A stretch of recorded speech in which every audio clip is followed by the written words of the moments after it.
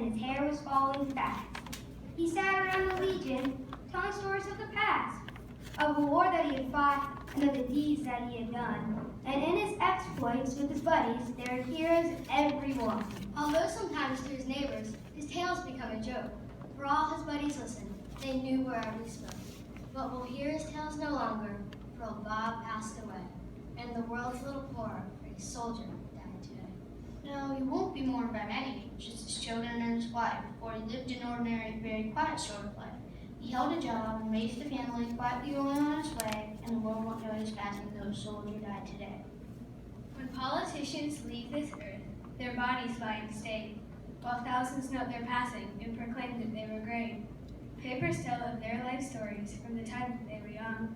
The passing of a soldier goes unnoticed and unsung.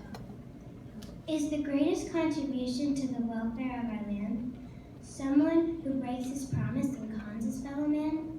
Or the ordinary fellow who in times of war and strife goes off to serve his country and offers up his life?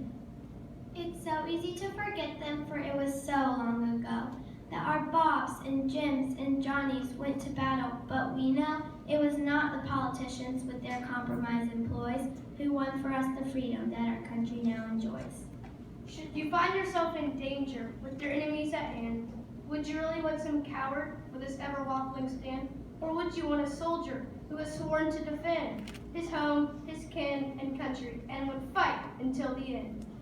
He was just a common soldier. His ranks are growing thin, but his presence should remind us we may need his like again. For when countries are in conflict, then we find the soldier's part is to clean up all the troubles those politicians start. If we cannot do him honor while he can still hear the praise, then at least let's give him homage at the ending of his days.